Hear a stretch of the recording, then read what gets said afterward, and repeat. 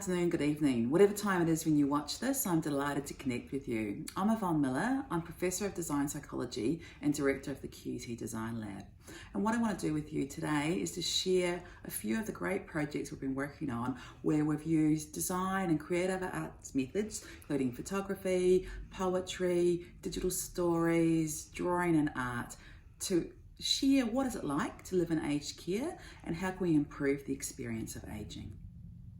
So I'm going to talk through a number of different projects I'm involved in. The first is the Inside Aged Care project. This is an Australian Research Council linkage project where we put cameras in the hands of older people who lived in aged care, both retirement villages and residential care, and asked them to take photographs of their daily lives and share it. And we also created poems or research poetry about that experience.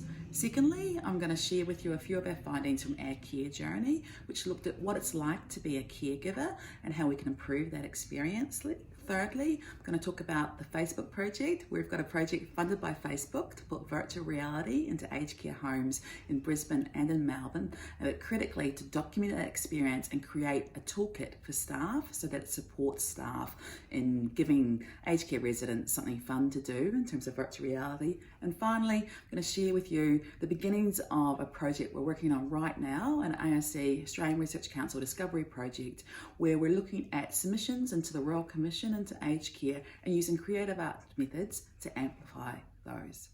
So one of the main creative methods I've used is photography, both engaging a professional photographer to take photographs of older people. And it's funny when you think about it, actually we don't often see photographs of people over the age of 70. And when people have a funeral, often there's a photograph of them when they were younger, not of them when they were older. And so using visual methods and actually encouraging people to think about what it looks like to age and to see positive images of older age is a real important issue for me. The other approach we've been doing is photo voice, and this is a visual research method that joins photography and voice by asking people to photograph key issues, priorities and values in their lives.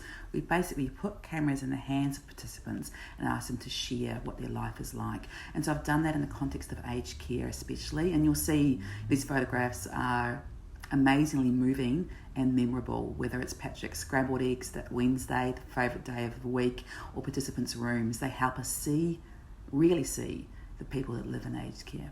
Perhaps my favourite creative research method is poetry or research poetry, and that's where you take interview transcripts and you turn it into a poem or poem-like prose. This is a form of found poetry, and I just love this for a variety of reasons, primarily because of the emotion and the feeling and the power that's in a poem, and you get that real sense of understanding of what it's like to live in aged care from the voice of the older person themselves. And there's just something special and memorable about a poem, I think, that conveys emotion. I've also done a lot of work with visual arts and artists. So we've partnered with illustrators to develop cartoons that convey what participants think and feel.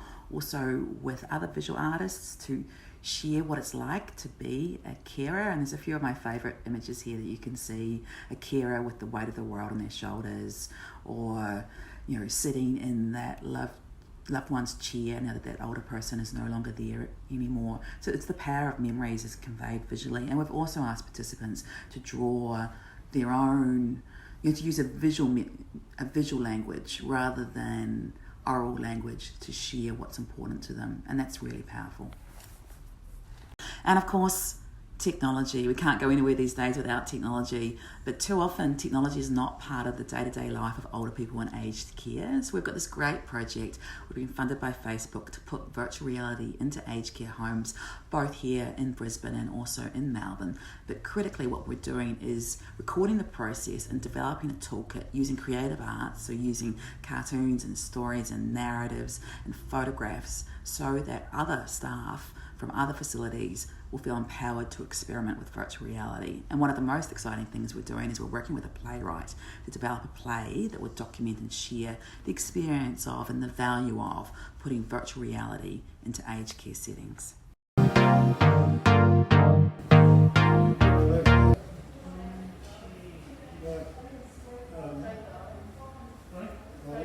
long line of trees, very like green grass, and then like a black tree. And then it suddenly changed. The sun just suddenly came up. And yeah, it's much brighter. Get your finger out of the road. We're using creative arts-based methods to share the stories of older Australians and their advocates so we can better understand their hopes and challenges and then use that knowledge to translate that into action and change to create a future that's for all of us.